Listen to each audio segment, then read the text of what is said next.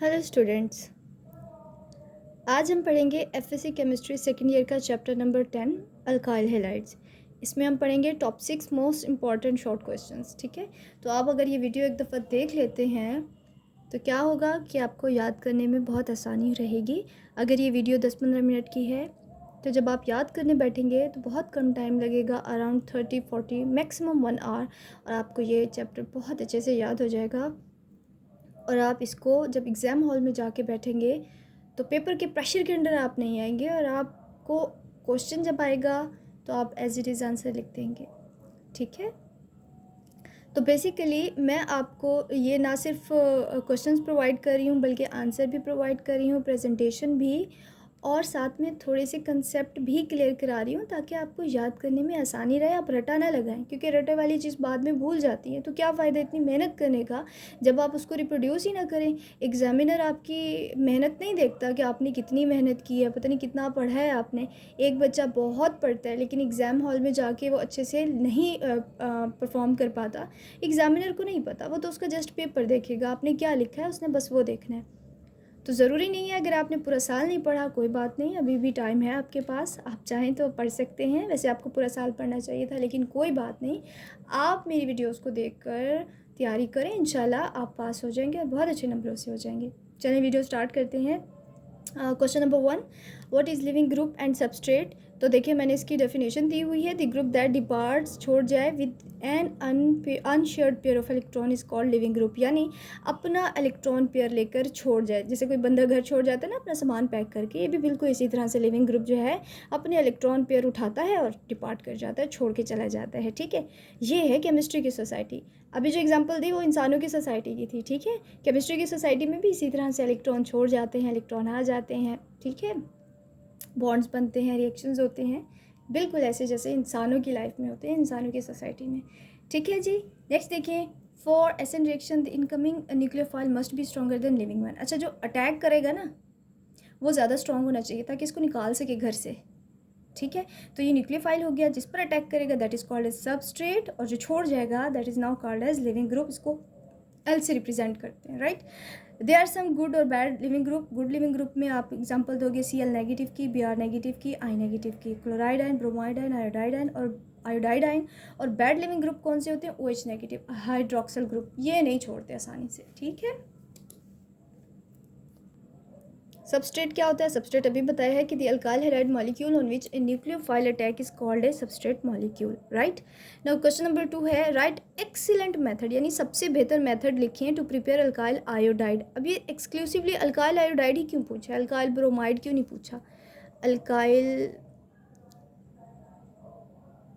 Alkyl chloride क्यों नहीं पूछा, अल्काइल आयोडाइड क्यों पूछा? क्योंकि इसकी प्रिपरेशन डिफ़िकल्ट होती है, इसकी जो प्रिपरेशन होती है बहुत स्लो होती है। अगर हम इसको आम तरीके से, आम अल्केन से हम इसकी आयोडीनेशन कराएं, यानी एडिशन ऑफ आयोडीन कर दें, तो फिर इसको हम थोड़ा ट्रिकी, वो कहते हैं ना जब घी सीधी उंगलियों से नहीं निकलता तो उंगलियां टेढ़ी करनी पड़ती हैं, यहाँ पर भी उंगलियां टेढ़ी करनी पड़ी हैं और हमने यहाँ पर सोडियम आयोडाइड ऐड किया। The excellent method is to prepare alkyl iodide by treating sodium iodide को ट्रीट कराएंगे इसके साथ अल्काइल क्लोराइड को ट्रीट कराएंगे और अल्काइल ब्रोमाइड को ट्रीट कराएंगे सोडियम आयोडाइड के साथ। अभी जो आप निशान देख रहे हैं ना, ये मैंने पहले वीडियो बनाई, ठीक है, लेकिन उसमें मेरी आवाज़ क्लियर नहीं आई, इसलिए मैं अब दोबारा जो है वीडियो बना रही हूँ। ठीक है, तो ये निशान इस वजह से लगे हुए हैं।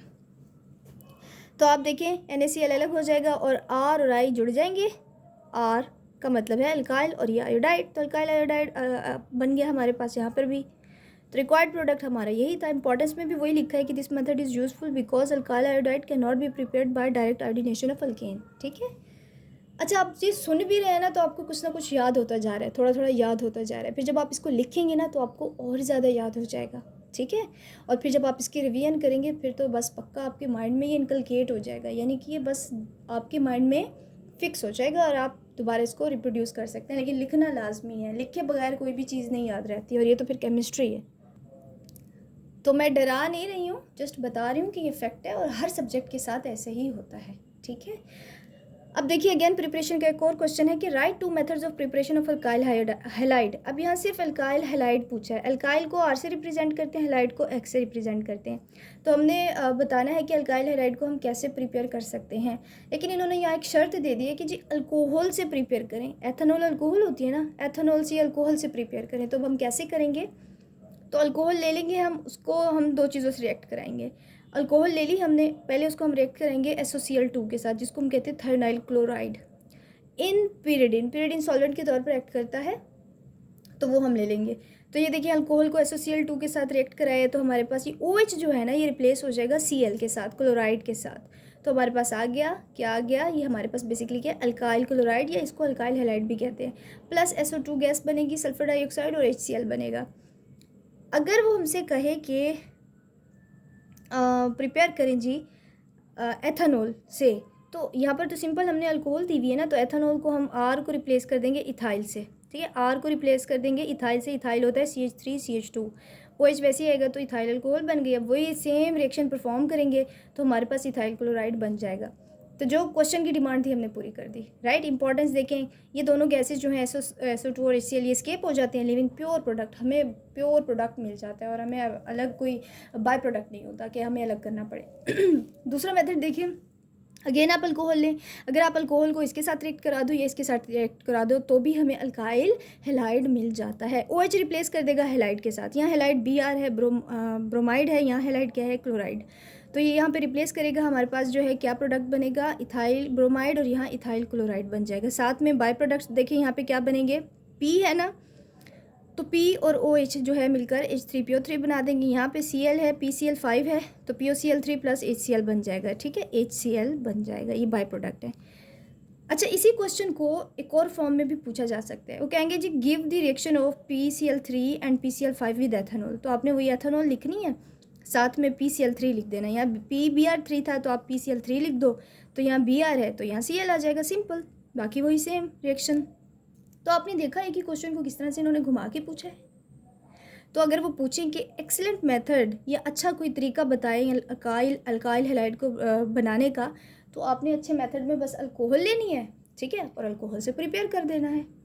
ठीक है, क्वेश्चन नंबर 4 देखें। क्वेश्चन नंबर 4 में वो पूछ रहा है कि डिफाइन करो इलेक्ट्रोफाइल को एंड न्यूक्लियोफाइल को, या वो ये भी कह सकता है कि डिफ्रेंशिएट करो। ठीक है, डिफ्रेंशिएट का क्या मतलब है कि दोनों को अलग अलग बताओ, मुवाजना करो। वैसे कंपैरिजन कहते हैं मुवाजने को, डिफ्रेंशिएट अलग अलग बताएं कि दोनों क्या हैं। तो बेटा इलेक्ट्रोफाइल, फाइल का मतलब होता है मोहब्बत, लविंग। तो इलेक्ट्रोफाइल मीन्स इलेक्ट्रॉन से मोहब्बत करने वाला, इलेक्ट्रॉन लविंग, राइट। इसी तरह से न्यूक्लियोफाइल, फाइल अगेन लविंग, तो न्यूक्लियोफाइल है तो न्यूक्लियस लविंग। तो इलेक्ट्रोफाइल की डेफिनेशन क्या है, इलेक्ट्रॉन से वही चीज़ मोहब्बत करेगी ना जिसके अपने पास इलेक्ट्रॉन नहीं है। तो the electron deficient mean poor, जिसके पास इलेक्ट्रॉन नहीं है। Species which have tendency to accept, जाहिर है जिसके पास नहीं है वो एक्सेप्ट ही करेगा ना। Pair of electron is called electrophile. और इसमें एग्जांपल आपने देनी है, क्योंकि इलेक्ट्रोफाइल है, प्लस चार्ज आना है, H पॉजिटिव यानी कि प्रोटॉन है, ये क्या है CH3 पॉजिटिव, और ये Cl पर प्लस चार्ज है यहाँ पर, राइट बेटा। इसी तरह से न्यूक्लियोफाइल है आपके पास, कि न्यूक्लियोफाइल क्या होंगे, न्यूक्लियस रिच होंगे, the electron rich species which have tendency to donate a pair of electron is called nucleophile. अच्छा, जिस तरह से इंसानों की सोसाइटी होती है ना बेटा, उसमें कुछ गरीब लोग होते हैं, कुछ अमीर लोग होते हैं।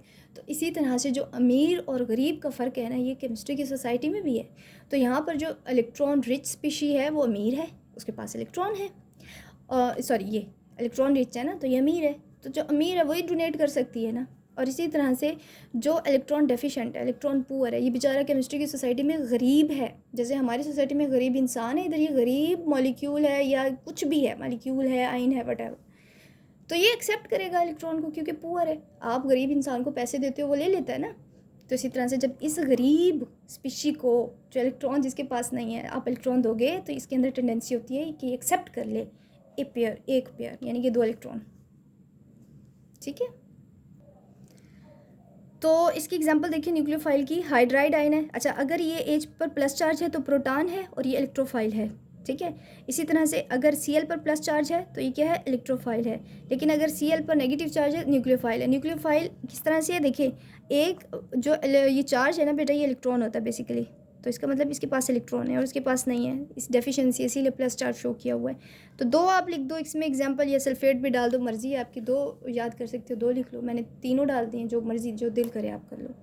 क्वेश्चन नंबर 5 की तरफ मूव करते हैं। Convert ethyl bromide into ethyl alcohol and ethene. अब जो उल्टा काम हो रहा है, पहले अल्कोहल से हम प्रिपेयर कर रहे थे, है ना, अल्काइल हैलाइड, अब हम अल्काइल हैलाइड को कन्वर्ट कर रहे हैं अल्कोहल में, और अल्काइल हैलाइड को कन्वर्ट करें इथीन में। यहाँ पे अल्काइल हैलाइड आपके पास इथाइल ब्रोमाइड, इथाइल होता है CH3CH2, ब्रोमाइड का Br आ गया, इथाइल ब्रोमाइड बन गया। फिर है इथाइल अल्कोहल, इथाइल लिखा, CH3CH2 अल्कोहल, OH लिख दिया, इथाइल अल्कोहल बन गया, राइट। आपने इस तरह से ज़रूर इसको गिवन डेटा ज़रूर करना होता है, जैसे मैथमेटिक्स के क्वेश्चंस होते हैं ना, उसमें आप गिवन डाटा लिखते हो, उसके बाद आपको पता चलता है हाँ यहाँ कौन सा फार्मूला लगाना है या किस किस्म का क्वेश्चन है। तो यहाँ पर भी सेम यही काम है। तो आप इनके फार्मूलाज लिखोगे, देन आप बताओगे कि इसको किस तरह से कन्वर्ट करेंगे। तो आप जहाँ देख रहे होगे कि यहाँ पर जो है ना, ये तो चीज़ें सेम है, लेकिन यहाँ पर Br जो है OH से रिप्लेस हो गया, यानी हमने कोई ऐसी चीज़ डालनी है इसके साथ जो ये Br रिप्लेस करा दे, ठीक है। अब अगैन मैं आपको एग्जांपल देती हूँ, जो हमारी ह्यूमन सोसाइटी है ना, अगर यहाँ पे हम पोटाशियम का इंजेक्शन किसी इंसान को दे दें ना, तो उसकी डेथ हो सकती है, ठीक है, अगर ज़्यादा क्वांटिटी में पोटाशियम दे दिया जाए। तो केमिस्ट्री की सोसाइटी में क्या होगा कि हम अगर इनको potassium KOH, potassium hydroxide aqueous, पानी में मिक्स हुआ KOH देंगे, पोटाशियम पानी में मिक्स करके देंगे, समझ लो इंजेक्शन लगा रहे हैं एक मॉलिक्यूल को, तो क्या होता है, वो उसका Br जो है वो निकाल देता है, ठीक है, Br निकाल देता है, यानी उसकी जान निकाल देता है। जाहिर सी बात है, जब लगेगा जहरीला इंजेक्शन तो डेथ ही होगी ना, तो यहाँ से Br निकाल देगा और कबर बना देगा, CKBr कबर, ठीक है। तो ये Br जो है OH से रिप्लेस हो जाएगा और यहाँ पे अटैच हो जाएगा, ये आपके पास बन गई अल्कोहल, ठीक है। और जो रिमेनिंग प्रोडक्ट है K, यहाँ से Br कबर बन गई। ये मैं आपको, अच्छा सुनने में आपको अजीब लग रहा है कबर, लेकिन याद करने के लिए ना ऐसी अजीब और गरीब चीज़ें ही हम लोग जो है निमोनिक बनाते हैं, ताकि उनको याद करने में आसानी रहे, ठीक है। अब आप देखिए, आप एक सड़क पर जा रहे हो, बहुत सारी शॉप्स हैं, आपको याद नहीं रहेगी कोई स्पेसिफिक शॉप, लेकिन अगर आप उसी सड़क पर जा रहे हैं, वहाँ एक ताजमहल बना हुआ है, तो ताजमहल आपको याद रहेगा कि दुकानों के दरमियान, शॉप्स के दरमियान एक बहुत खूबसूरत सा ताजमहल था। तो जो चीज़ अजीब सी होती है, यूनिक सी होती है ना, वो चीज़ याद रहती है। तो ये यूनिक तो नहीं है, बट अजीब सी है, लेकिन आपको ज़रूर याद रहेगी, ठीक है।